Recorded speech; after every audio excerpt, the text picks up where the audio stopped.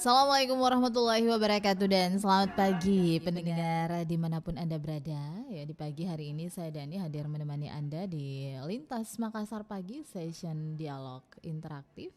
Kami hadirkan untuk Anda ya dalam kondisi hari ini hari liburan, hari weekend ya bagi Anda yang weekend. Nah, kalau kita sih di sini masih beraktivitas ya menemani Anda pendengar yang lagi weekend. Menghibur Anda di pagi hari ini ya dengan lagu-lagu yang asik untuk Anda dengarkan. Bersama dengan keluarga tercinta. Selamat menikmati akhir pekan Anda ya. Yang pasti Anda punya schedule untuk bersantai ya menuju ke tempat-tempat yang Anda senangi, silahkan tapi tetap mematuhi protokol kesehatan.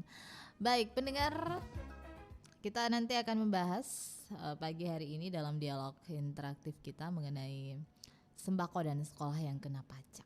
Nah pasti rakyatnya merana ya, merana rakyat.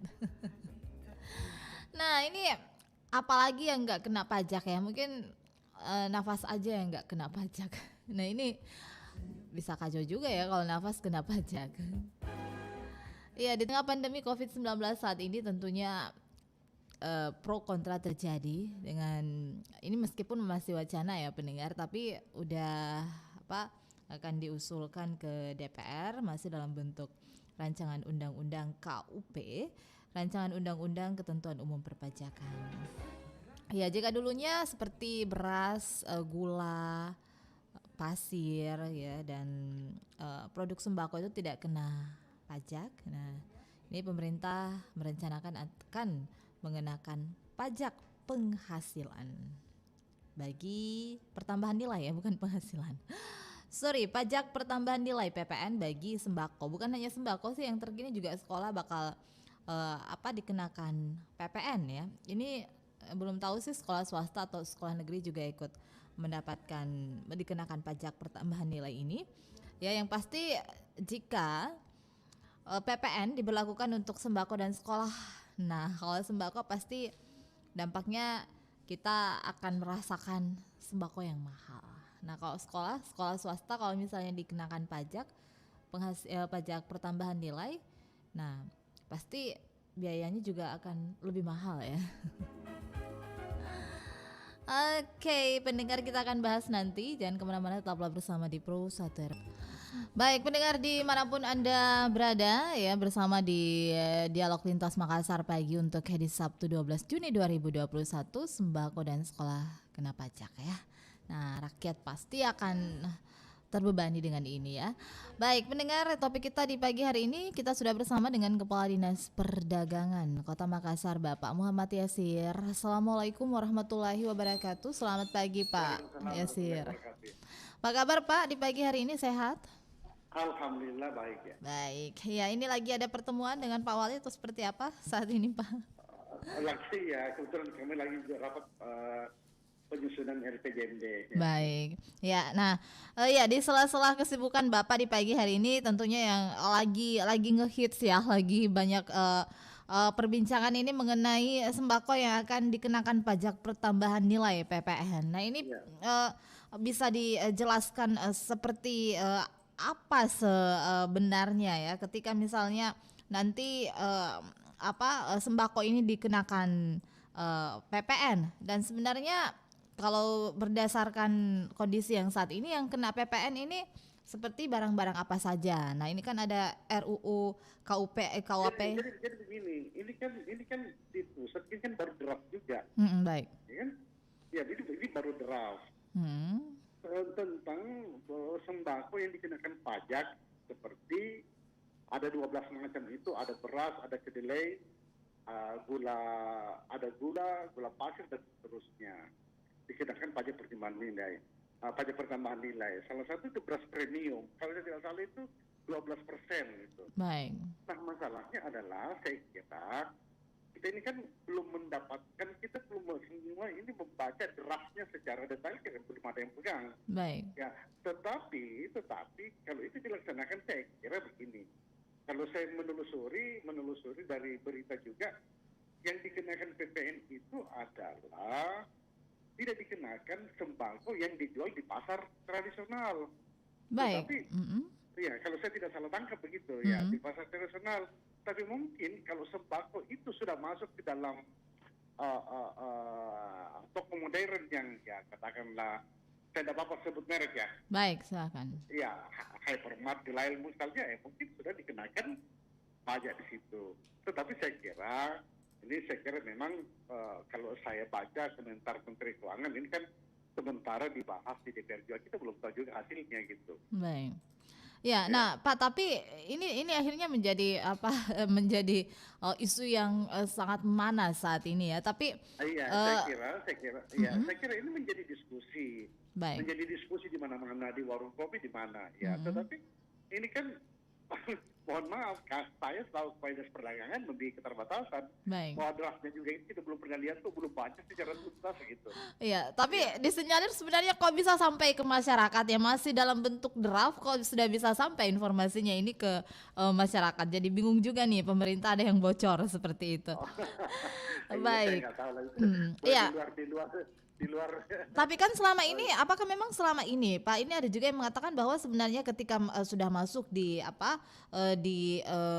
toko-toko modern seperti itu Pak Yasir, ini sebenarnya barang-barang seperti beras, barang-barang seperti telur ini sudah masuk, sudah ada PPN-nya seperti itu. Ya, itu saya katakan tadi. Karena kita belum mendapatkan penjelasan buku dari draft ini. Baik. Di sana aja kok.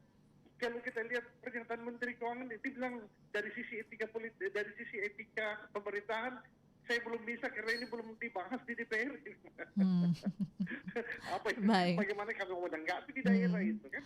Tapi kalau misalnya ini memang dikenakan pajak ini 12% nilai tertinggi ya Pak ya, seperti itu. Itu angka tertinggi 12 kalau saya tidak salah itu angka tertinggi 12. Tetapi itu ada 12 macam bahan pokok yang dikenakan. Saya baca tadi malam itu cuma baca juga ya karena kita juga mendapatkan penjelasan resmi dari Kementerian Keuangan. Baik. Ya belum jadi saya juga tidak bisa mengada-ada Bu. Baik. Nah Pak, ketika misalnya ini akhirnya menjadi ditetapkan gitu di DPR bahwa PPN sembako dan sekolah akan dikenakan pajak pertambahan nilai seperti itu. Nah, apakah nanti harga-harga kebutuhan pokok ini akan bisa saja melambung tinggi dan menimbulkan efek domino bagi masyarakat? Iya, saya kira gini. Kalau saya baca juga itu tadi malam itu bahwa ruhnya itu adalah ini memberikan subsidi kepada masyarakat kecil, yang masyarakat atas itu berpendapatan tinggi tentunya belanja bukan di pasar tradisional, tetapi belanja di pasar yang yang hyper, sehingga di sana dikenakan pajak pertambahan nilai. Tetapi namun demikian kita juga perlu berhati-hati karena ini juga menyangkut karena ini ada pertambahan kos di situ. Ini juga tidak hanya masalah harga, tetapi juga masalah distribusi barang, distribusi barang pokok. Tetapi saya tidak bisa berbicara banyak. Saya tidak bisa berbicara banyak, menganalisis, memberikan tanggapan karena draftnya juga itu belum pernah kita lihat. Ibu pemerintah pusat juga melalui Kementerian Keuangan bilang belum bisa memberikan penjelasan karena ini baru dimasukkan ke DPR. Jadi harap sehingga kita berharap wakil-wakil kita di sana dapat merumuskan sebijak mungkin gitu. Baik. Ya Pak Yasir, mungkin ada hal yang ingin disampaikan agar masyarakat ini juga tidak merasa merasa khawatir. Saya kira saatnya kita sekarang itu tidak memikirkan terlalu jauh. Karena kita memberikan kepercayaan terhadap wakil-wakil kita yang ada di DPR di sana, gitu ya. Baik, baik Bapak, karena Bapak ini pasti akan masih di tengah-tengah kesibukan Bapak masih meluangkan waktu ya kan rapat RPJMD bersama Wali Kota ya. Baik, silakan Bapak melanjutkan kembali ya aktivitasnya Bapak di pagi hari ini. Terima kasih atas penjelasannya ya. Baik, Bapak Muhammad Yasir, Kepala Dinas Perdagangan Makassar, terima kasih atas waktunya. Assalamualaikum warahmatullahi wabarakatuh. Baik pendengar di manapun Anda berada, ya tadi penjelasan dari Kepala Dinas Perdagangan Kota Makassar Bapak Muhammad Yasir bahwa ya ini memang juga belum diketahui seperti apa ya, karena masih dalam bentuk draft dan masih akan dibahas di DPR RI. Nah, anggota DPRD Kota Makassar Yani Rahman juga mengatakan seperti ini bahwa mungkin kebijakan pemerintah ini perlu ditinjau kembali ya, atau karena kita melihat bahwa kondisi saat ini pandemi COVID-19 juga belum berakhir ya, akan dikenakan pajak pertambahan nilai bagi sembako dan sekolah yang pasti ini bisa menambah beban bagi masyarakat ya di tengah kondisi perekonomian juga yang terpuruk saat ini. Baik pendengar, kita nanti masih akan membahas mengenai PPN sembako dan sekolah, nanti juga bersama dengan pengamat pendidikan dan juga dari YLKI mengenai topik kita hari ini ya, rencana pemerintah untuk mengenakan pajak pertambahan nilai bagi sembako dan sekolah. Tetaplah bersama dengan kami di Pro 1 RRI Makassar.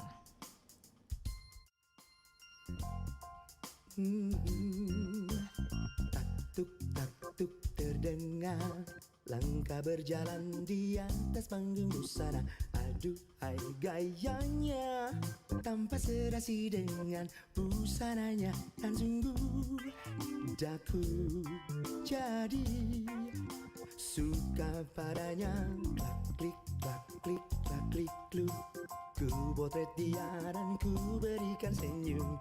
Ia pun tersenyum, membuat hatiku bertambah suka. Akhirnya daku dapat berkenalan dengan dirinya. Lalu terus ku coba untuk dapat memilikinya. Oh, 2 bulan lamanya aku dekati dia dengan cinta membara. Dan dengan sejujurnya ku katakan aku cinta pada dirinya. Lalu dia berkata, aku juga cinta pada dirimu, cinta pertama. Oh, cinta pertama,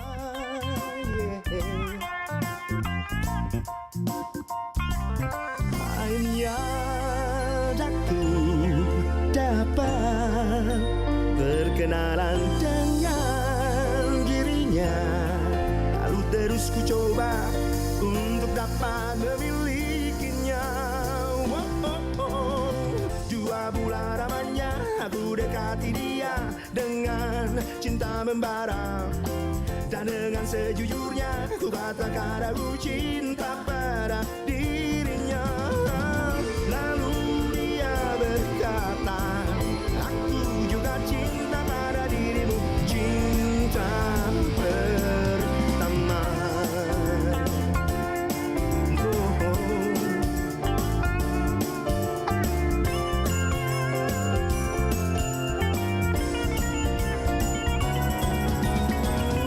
Bulan lamanya aku dekati dia dengan cinta membara. Dan dengan sejujurnya ku katakan aku cinta pada dirinya. Lalu dia berkata, aku juga cinta pada dirimu, cinta pertama. 2 bulan lamanya aku dekati dia dengan Ya, saya yakin Anda pasti mungkin teringat dengan nostalgia Anda ya di masa bersekolah ya, ketika mungkin baru merasakan yang namanya cinta pertama. Pasti rasanya berbunga-bunga seperti Agus Wisman yang pagi hari ini hadir untuk melengkapi kebersamaan kita di Dialog Lintas Makassar pagi hari ini. Buat Anda yang ingin bergabung silahkan pendengar di 3621853 ya. Nah, kita bersama dengan Ketua Yayasan Lembaga Konsumen Indonesia Bapak Ambo Mase ya, terkait dengan topik kita di pagi hari ini, yang mendengarkan komentarnya dari Yayasan Lembaga Konsumen Indonesia. Selamat pagi, Assalamualaikum warahmatullahi wabarakatuh Pak Ambo Mase. Ya, selamat pagi Pak Ambo Mase. Assalamualaikum warahmatullahi wabarakatuh. Selamat pagi Pak Ambok Mase. Ya, Anda bersama dengan kami di kesempatan pagi hari ini di Lintas Makassar Pagi. Selamat pagi Pak Ambok Mase. Selamat pagi. Iya, apa kabar Pak di pagi hari ini? Alhamdulillah baik. Baik ya Pak Ambok Mase, tentunya ini Anda sudah mendengarkan informasi mengenai adanya rencana pemerintah untuk mengenakan pajak pertambahan nilai bagi sembako dan sekolah ya. Nah, ini seperti apa YLKI memandang wacana pemerintah ini, meskipun tentunya masih dalam bentuk draft rancangan undang-undang yang akan dibahas di DPR saat ini. Seperti apa menurut Anda kebijakan pemerintah tersebut? Ya, jadi meskipun ini masih wacana ya, tapi ini sudah sebenarnya sudah istilahnya ini akan menzalimi masyarakat, karena di tengah kondisi seperti ini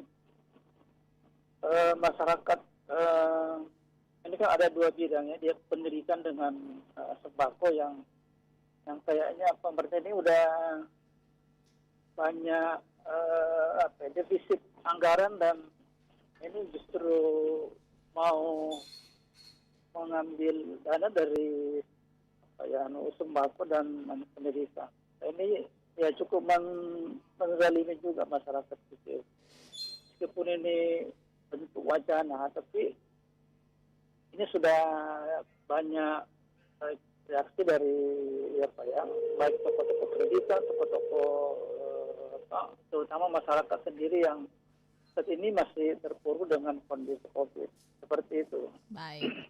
Jadi Anda menilai bahwa sebenarnya tidak usah untuk memberlakukan pajak pertambahan nilai bagi sembako dan sekolah. Nah, apa kerugian bagi konsumen ketika misalnya pajak ini dikenakan bagi konsumen, pajak pertambahan nilai ini untuk sembako dan juga sekolah? Ya, ini kan sebenarnya mestinya pemerintah harus lebih baik pemerintah maupun DPR ya, yang harus lebih kreatif lagi mencari sumber-sumber pendapatan pajak yang lain. Karena kalau ini ya pendidikan kan merupakan hak dasar masyarakat, termasuk juga sembako ini yang sehari-hari. Kondisi yang ada sekarang ini sudah cukup menderita, apalagi kalau mau dilakukan pajak yang diambil dari sembako. Dan ini kan cukup melukai juga rasa keadilan masyarakat. Nah, kalaupun mungkin itu dilakukan, itu harus ada klaster-klaster yang istilahnya bisa cukup adil pada masyarakat. Kalau memang klasternya untuk masyarakat menengah ke atas, ya mungkin masih masih lumrah. Tapi kalau ini bisa berdampak secara menyeluruh kepada masyarakat, nah ini cukup di tengah-tengah kondisi ini cukup melukai rasa keadilan dan rasa penderitaan yang dialami masyarakat saat ini. Baik, kita ke pendengar yang ingin bergabung, silahkan 3621853. Selamat pagi. Assalamualaikum warahmatullahi wabarakatuh. Radio monitornya dikecilin dong Pak ya, supaya nggak feedback kami dengerin di sini. Saya menjauh dari radio ini. Baik. Ya, dengan Pak siapa Pak? Abdullah Sewang. Baik Pak Abdullah Sewang, silahkan. Jadi begini, pemerintah itu harus lebih cermat melihat rakyatnya yang sekarang ini. Masyarakat sekarang ini sudah merintih, sudah susah. Sembako sekarang sudah mahal. Rakyat kecil berbelanja merintih dan menangis setiap dia beli barang-barang di pasar itu.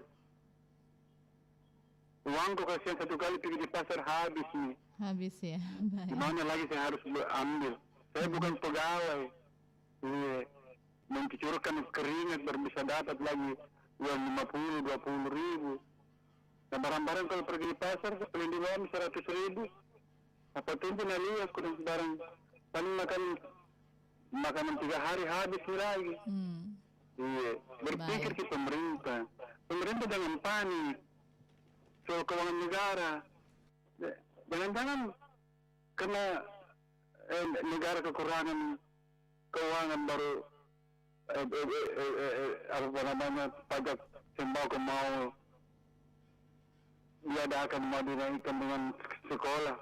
Baru ini saya dengar ini selama orang merdeka. Baik. Iya, belum juga merdeka belum pernah saya dengar itu. Karena sebelum Masehi juga sudah ada beritanya. Jadi kita tahu bahwa berita itu ada. Ini baru saya dengar ini begini nih pemerintah ini. Saya kira pemerintah ini panik ini masalah ini. Baik. Ya, saya minta DPR menolak ini. Karena DPR adalah wakil rakyat. Baik. DPR terpilih karena rakyat. Ada rakyat karena ada negara. Kalau tidak ada rakyat tidak ada negara. Yakin itu. Jadi saya minta kepada pemerintah berpikir lebih baik. Jangan orang susah kasih susah lagi. Bagi orang yang berada, no problem itu dia bilang saya ini berapa saya kasih 10 hari besok masuk lagi. Iya, orang yang berada, orang punya usaha. Baik. Iya. Tetapi orang yang miskin kasihan apa? Sedangkan pemerintah sekarang belum bisa menanggulangi seluruhnya orang miskin. Ini terbatas. Jadi ingat jangan sembako di kotak-katik. Walaupun itu yang tadi dikatakan beras premium beras jangan, pokoknya sembako tidak bisa naik, tidak bisa dipajak, tidak bisa. Itu sembako itu makanan rakyat. Baik, makanan Pak orang Sewang. banyak. Baik. Saya kira itu DPR tolak. Baik. Jangan diterima itu usulannya pemerintah. Baik. Terima kasih, corong RRI, corong rakyat. Baik, terima kasih. Ingat selalu Mbak siapa nih? Dengan Dani, Pak. Oh, Mbak Dani, iya saya selalu nih. Baik, Assalamualaikum terima warahmatullahi kasih. wabarakatuh. Amin. Waalaikumsalam warahmatullahi wabarakatuh. Baik, terima kasih Pak Sewang ya, Pak Sewang di Faisal. Saya terima lagi dengan telepon Anda 3621853. Selamat pagi. Assalamualaikum warahmatullahi wabarakatuh. Waalaikumsalam warahmatullahi wabarakatuh. Selamat pagi juga. Iya. Selamat pagi juga ya, tapi radio monitornya dikecilin dulu dong supaya nggak kedengaran feedback di studio. Baik, dengan siapa Pak? Dengan siapa? Iya. Dengan siapa? Dengan Ismail di Sungai Barat. Oke, Pak Ismail silahkan Pak. Memang sekarang ini para dan pemerintah mau lana atau mau nangis-nangis karena ada topik yang melanda kita ini. Tapi rakyat yang paling merana karena dilanda COVID, dilanda juga kenaikan pajak, apalagi namanya pajak pendidikan, pajak tembakau, padahal tembakau ini hanya rendah kualitasnya, pendidikannya pun rendah kualitasnya. Habis belajar tamat di satu perguruan tinggi, dia bekerja di instansi pemerintah jadi koruptor. Jadi seharusnya itu Menteri Pendidikan merilis kembali bagaimana pendidikan ini para pelajar siap belajar dan siap bekerja di instansi manapun, di instansi pemerintah, di instansi masyarakat atau bagaimana dan bagaimana. Yang penting memang itu diberikan pendidikan yang betul-betul untuk bisa dipergunakan dan menjanjikan di masa yang akan datang. Baik. Cukup itu sekian saja dulu sebagai opini di pagi hari ini. Baik. Sekian, Assalamualaikum warahmatullahi wabarakatuh. Waalaikumsalam warahmatullahi wabarakatuh. Baik, terima kasih Pak Ismail di Senjai. Ya, Pak Ambo Mase. Ya, Pak Ambo. Pak Ambo Mase. Halo, iya. Ya, baik Pak Ambo ya, masih bersama dengan kami Pak. Ini ada tentunya masukan-masukan dari pendengar supaya DPR menolak draft rancangan undang-undang KUP ini. Anda setuju untuk hal tersebut Pak Ambo? Halo, itu ada yang bertanya apa ya? Ya, Pak Ambo. Ini ada pertanyaan dari pendengar kita. Apakah Anda setuju jika DPR ini harus menolak draft rancangan undang-undang KUP ini? Oh iya, harusnya begitu. Itu kan suara jeritan rakyat itu belum semua, tapi itu sudah minimal mewakili jeritan rakyat yang terjadi saat ini. Jangan lagi kondisi ini justru melukai lagi masyarakat seperti itu. Baik. Nah, kebijakan untuk mengenakan pajak pertambahan nilai bagi PPN dan sembako atau sekolah ini banyak yang menganggap bahwa kebijakan ini sebenarnya tidak kreatif. Nah, dari LKS sendiri mungkin ada masukan Pak Ambo Mas, sebaiknya seperti apa yang harus dilakukan oleh pemerintah ya untuk bisa menambah keuangan atau kas negara meski tidak melakukan pajak pertambahan nilai bagi sembako dan sekolah. Kira-kira kebijakan kreatif seperti apa yang bisa dilakukan oleh pemerintah, Pak? Yang saya kira ini kan sudah ada kebijakan-kebijakan sebenarnya yang harus dimaksimalkan. Itu kan ada BLPI itu yang sudah beberapa tahun itu harus lebih digalakkan untuk mengembalikan uang rakyat yang pernah dirampas. Kemudian kan juga ada wacana untuk menaikkan pajak untuk orang-orang yang tingkat pendapatannya tinggi seperti itu. Pajak bagi orang kaya gitu ya? Iya ya. Nah, itu salah satu potensi yang bisa dilakukan. Jadi termasuk juga kasus-kasus kebocoran itu kan juga banyak terjadi yang dilakukan oleh oknum. Itu juga sebenarnya harus di review ulang, di mana data kebocoran itu yang bisa lebih dimaksimalkan lagi. Termasuk data-data itu yang menunggak, yang mengemplang, yang tidak membayar pajak, itu lebih dimaksimalkan lagi seperti itu. Baik Pak Ambo, terima kasih sudah bersama dengan kami di pagi hari ini dalam Dialog Lintas Makassar pagi. Terima kasih atas waktunya ya. Saya tahu Anda sedang dalam perjalanan saat ini, silakan. Iya. Baik Pak Ambo, terima kasih. Wassalamualaikum warahmatullahi wabarakatuh. Waalaikumsalam. Lintas Makassar Siang 94,4 FM Kanal Inspirasi Pro 1 RRI Makassar. Bersama dengan kami di Pro 1 RRI Makassar, Dialog Lintas Makassar pagi edisi 12 Juni 2021. Bersama saya Dani, topik kita mengenai sembako dan sekolah yang kena pajak rakyat merana. Baik, tadi sudah bersama dengan Kepala Dinas Perdagangan Kota Makassar Bapak Muhammad Yasir dan juga Ketua Yayasan Lembaga Konsumen Indonesia Kota Makassar Bapak Ambo Mas ya. Nah, kita juga ingin mendengarkan bagaimana tanggapan dari praktisi pendidikan ya mengenai wacana sekolah yang bakal dikenakan juga pajak pertambahan nilai bersama dengan praktisi pendidikan sekaligus pengamat pendidikan Bapak Dr. Mirdan Widing. Selamat pagi, Assalamualaikum warahmatullahi wabarakatuh Pak Mirdan Widing. Waalaikumsalam warahmatullahi wabarakatuh. Iya. Selamat pagi, salam sejahtera. Salam pendengar sejahtera. RRI dimanapun berada. Baik. Nah Pak Mirdan sehat ya Pak Mirdan pagi hari ini weekend? Alhamdulillah sehat-sehat. Baik Pak Mirdan, ini ada wacana dari pemerintah untuk mengenakan pajak pertambahan nilai bagi sekolah ya. Ini kita juga belum tahu sebenarnya sekolah negeri juga dikenakan ataukah hanya sekolah swasta. Nah bagaimana Anda mencermati kebijakan pemerintah ini Pak Mirdan? Jadi kebijakan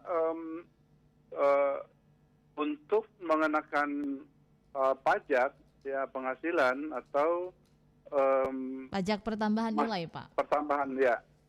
Itu diwacanakan baru sekolah swasta. Baik. Nah, kalau misalnya negeri itu jadi soal.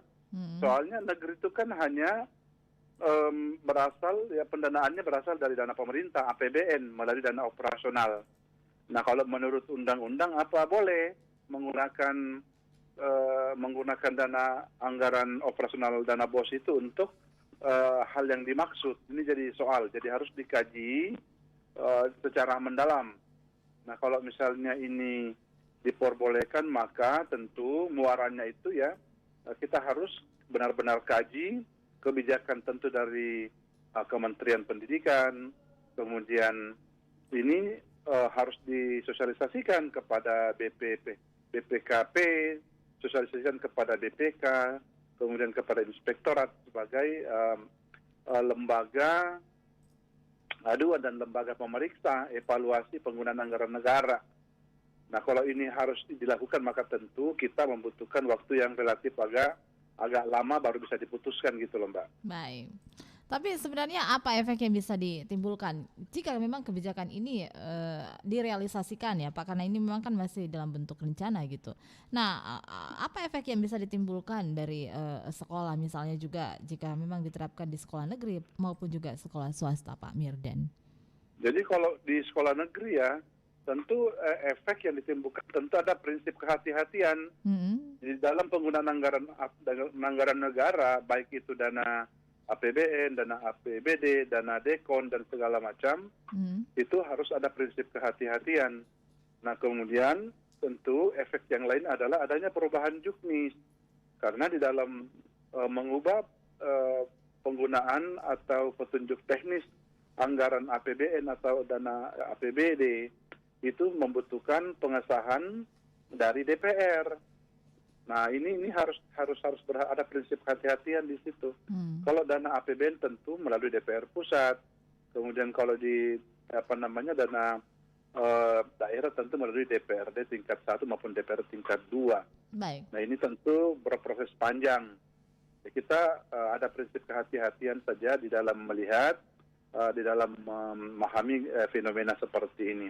Nah, saya juga melihat bahwa di swasta juga sudah mulai menggeliat dengan adanya polisi kebijakan pemerintah seperti ini.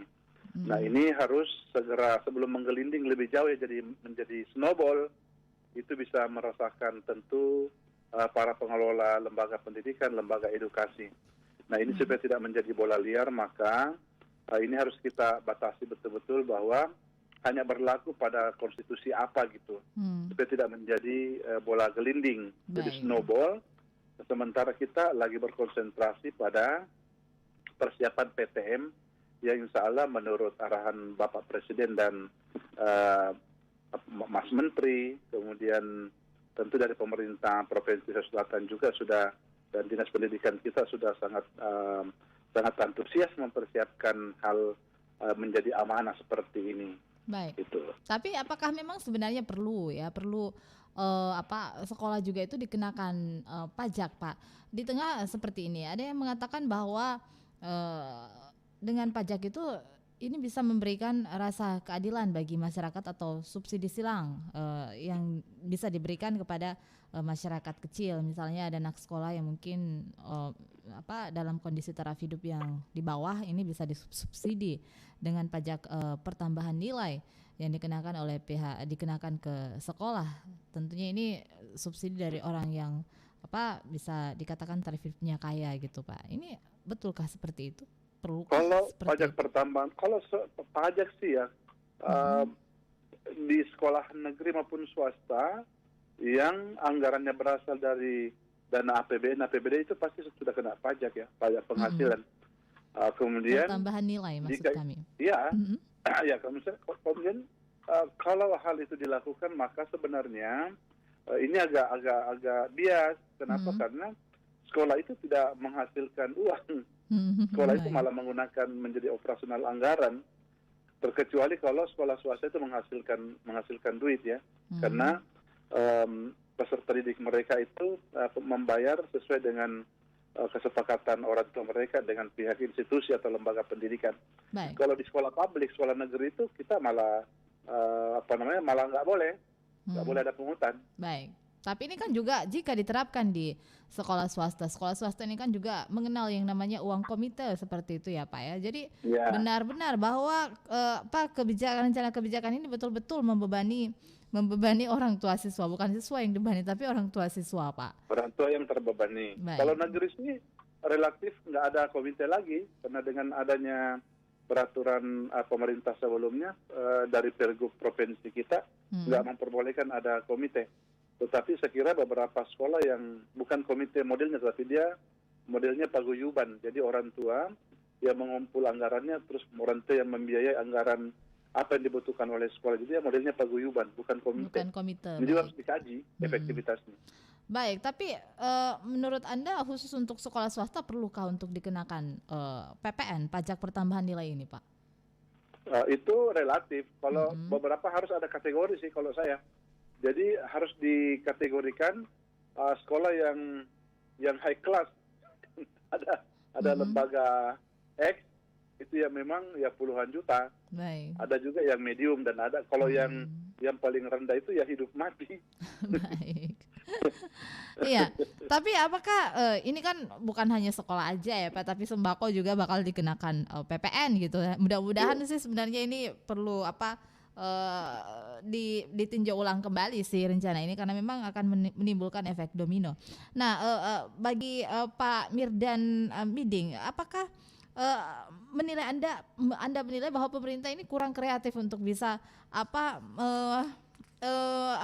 membuat kebijakan, mencari sumber pendanaan di tengah COVID-19 gitu. Iya. Sebenarnya kalau saya sih, saya melihat positif aja gini, Mbak. Saya melihat bahwa ini dia akan menciptakan kompetitor yang sehat, kompetitor yang kuat. Jadi kalau misalnya pedagang-pedagang kaki lima kita, asongan kita selama ini kan pengen mau-maunya kan. Jadi mereka bersaing negatif, kompetisinya juga lemah, sehingga dengan segala hal yang negatif dia bisa lakukan. Nah kalau sekarang dengan adanya pajak seperti itu, maka dia tentu sampai pedagang kaki lima pun akan bersungguh-sungguh dan akan memiliki daya saing, kompetisi yang sehat, yang bagus. Kenapa? Karena mereka juga dipungut pajak. Tapi sebenarnya sih kalau di daerah ya, sepengetahuan saya juga restribusi sudah sangat memberatkan. Dari kalau kita lihat di Mas Joko Sari Laut itu setiap malam bisa sampai 2-3 tiket yang dia harus bayar karcis. Baik. Iya. Nah, ini khusus untuk di sekolah Pak ya, di sekolah kira-kira kebijakan apa yang sebaiknya pemerintah lakukan ya untuk bisa mencari sumber pendanaan gitu ya, karena di tengah kondisi COVID-19 yang lebih kreatif mungkin ada masukan juga dari para praktisi pendidikan Pak. Jadi sebenarnya boleh kalau mohon maaf saya beberapa kota di Australia saya kunjungi ya dengan konsep seperti ini ada yang berjalan. Jadi mereka itu mencari bapak angkat sebenarnya. Bapak angkat ya maksudnya seperti bapak apa? Angkat, bapak asuh. Jadi gini, kalau di kampung kita nih di Makassar nih ada kan beberapa konglomerat perusahaan-perusahaan besar, ada beberapa pengusaha-pengusaha itu dan itu sudah berjalan. Saya lihat beberapa tempat yang komitenya toko itu malah membiayai sekolah. Itu smart banget itu. Baik. Nah kalau sekolah kita mencari toko masyarakat yang ada di sekitar sekolah itu menjadi bapak asuh, bapak angkat untuk sekolah itu. Kemudian kita mencari alumni kita yang sukses, alumni diberikan ruang gerak. Nah ada beberapa sekolah yang sudah melakukan seperti itu, alumni yang bergerak. Katakan di salah satu sekolah di bagian utara, saya nggak sebutkan namanya ya. Di bagian utara itu alumninya bagus, luar biasa tuh. Di bagian selatan juga bagus, alumninya berperan aktif. Dia membangunkan masjid, membangunkan musola atau tempat-tempat publik. Di sekolah bagian di tengah juga, di daerah Cendrawasih, itu juga bagus, alumninya bagus, seorang jenderal bagus tuh membantu sekolahnya. Sehingga dengan demikian tidak perlu membebani orang tua siswa. Jadi alumni-alumni yang udah sukses itu menyatu, tinggal alumni ini kita wadahi dan memberikan ruang untuk mereka berkreasi, berinovasi, membantu sekolahnya. Harusnya dilakukan seperti itu. Baik. Nah ini siap-siap loh Pak, sekolah negeri jika misalnya betul ya ini dan direalisasikan wacana tersebut untuk mengenakan pajak pertambahan nilai bagi sekolah swasta, berarti banyak orang tua yang pasti akan mengalihkan anaknya sekolah ke negeri, Pak. Ya, itu dia. Baik. Tetapi saya bilang gini, di swasta itu kan ada 3 strata, 3 kelas sekolah swasta itu. Ada yang high, medium, dan ada yang memang sangat rendah. Nah, yang high tentunya mereka tentu kan berpikir pindah karena mereka udah dikontrak dengan ketika masuk mereka membayar puluhan juta. Untuk pindah di negeri saya kira enggak, karena sekolah yang dimaksud sekolah tujuan, mereka udah memang masuk di situ. Walaupun membayar dengan mahal, tapi service excellence-nya itu luar biasa. Baik. Nah, tiga sekolah-sekolah swasta medium ini yang mayoritas itu kan kalau sekolah negeri di Sulawesi Selatan itu 500-an. SMA SMP 500 sekolah yang ada di Sulawesi Selatan. Ditambah swasta itu hampir 1.000. Nah, tinggal diklasifikasi aja. Baik. Nah, Pak Mirdan, apakah nanti jika memang ini diterapkan ya Pak, ya akan memberikan kemajuan bagi sektor pendidikan kita atau justru sebaliknya Pak? Tergantung regulasinya nanti. Kalau misalnya itu dilakukan, maka apa feedbacknya? Kembali ke lembaga institusi seperti apa model pengembaliannya? Apakah dia dalam bentuk fisik atau dalam bentuk hal-hal yang lain? Itu. Memang harus panjang yang dibahas. Panjang pembahasannya Pak ya. Panjang. Ya, Bapak Mirdan Miding, mungkin ada hal yang ingin disampaikan terkait dengan hal ini di tengah kondisi yang serba terpuruk saat ini. Ini pajak pertambahan nilai bakal dikenakan bukan hanya sekolah tapi juga sembako. Ini adalah sebuah hal yang sangat mengejutkan. Mudah-mudahan sampai tidak terjadi seperti itu ya. Ini banyak dari pendengar kita, janganlah ya ditetapkan dulu karena kita masih dalam kondisi pandemi. Silakan Pak Mirdan. Kalau saya sih ya sebagai praktisi dan pelaku pendidikan, saat ini anak-anak bangsa kita di Sulawesi Selatan itu puluhan ribu anak-anak sedang mengadu nasib menghadapi PPDB 2021. Jangan terganggu dengan isu-isu seperti ini. Yang kedua, saya kira isu ini jangan menggelinding, segera pemerintah membatasi dan memberikan kejelasan bahwa kebijakan polisi ini hanya berlaku pada lokalisasi, strata atau institusi atau lembaga hanya di situ, sehingga tidak mengganggu konsentrasi kita, para guru, pendidik, dinas pendidikan, tokoh masyarakat yang sedang memikirkan bagaimana menghadapi PTM, pertemuan terbatas pada tanggal 1 Juli, insya Allah sekolah akan dibuka, walaupun sangat terbatas, hanya 25% aja 25%. Dari populasi siswa, ya 25%. Baik. Kalau dulu itu 50, sekarang 25 malah dikurangi. Malah dikurangi ya Pak ya, baik. Dikurangi deh, kalau misalnya satu kelas itu 36, ya 25% dari 36, ya kurang lebih 15 orang. 12-13. Itu. Biarkanlah kita berkonsentrasi itu. Hal yang lain adalah kita menghadapi COVID.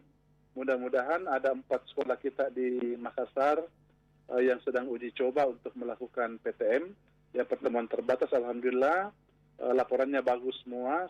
Saya melihat bagus semua, nggak ada yang terjangkit COVID, tetapi tetap harus ada prinsip kehati-hatian. Nah, terakhir itu ya saya sampaikan bahwa isu ini biarlah menjadi domain pemerintah, dan kita di dalam institusi pendidikan fokus pada PPDB 2021 yang akan melayani SD, SMP, SMA.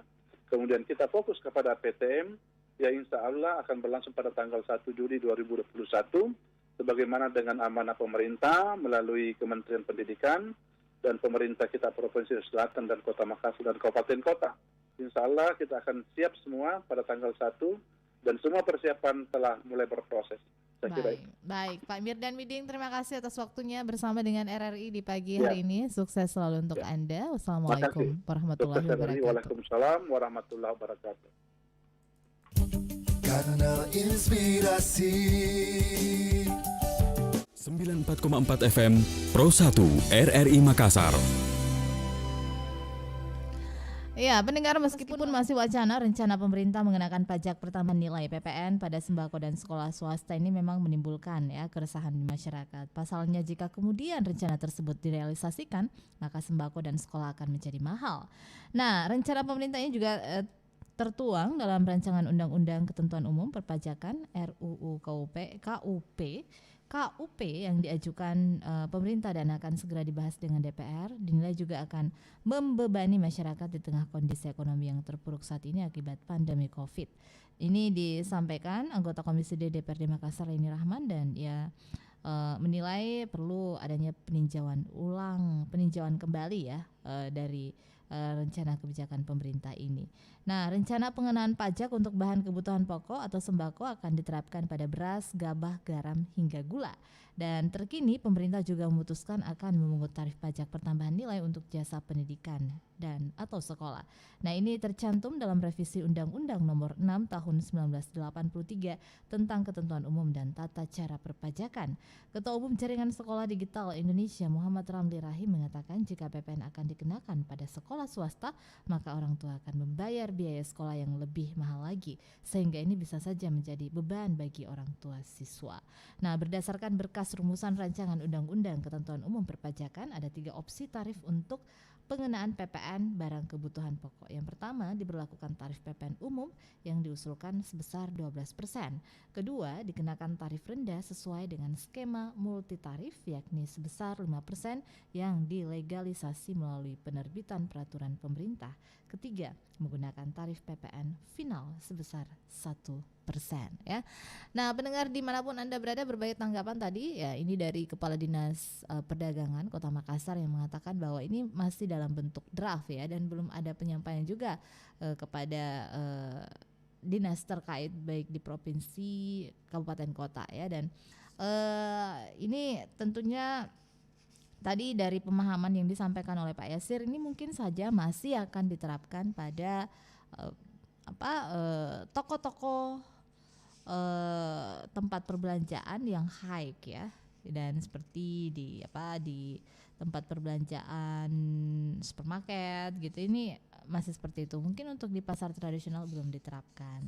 Baik, dan ini penjelasan dari Pak Yasir tadi untuk YLKI. Tadi Pak Ambok Mas mengatakan bahwa rencana kebijakan ini sangat menyudutkan masyarakat ya, sangat menzolimi masyarakat.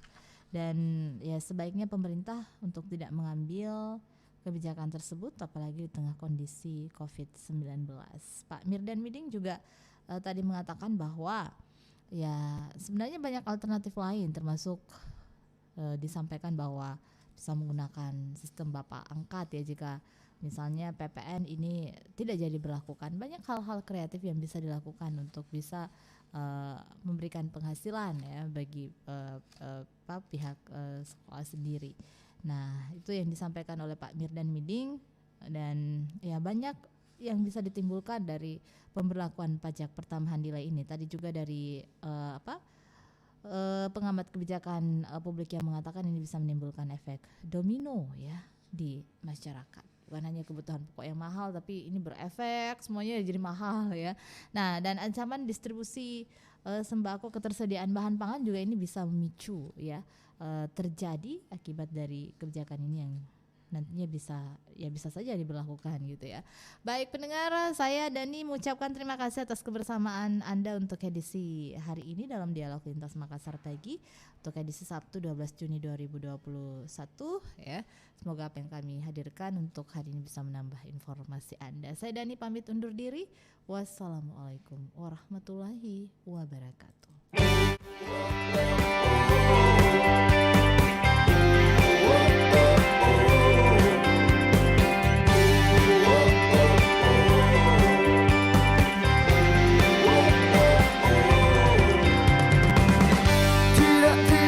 Sama di saat kau merasakan rasa marah padaku dan rasa benci kepadaku. Marah-marah menyakitkan, tapi bisa dimaafkan. Benci dari dalam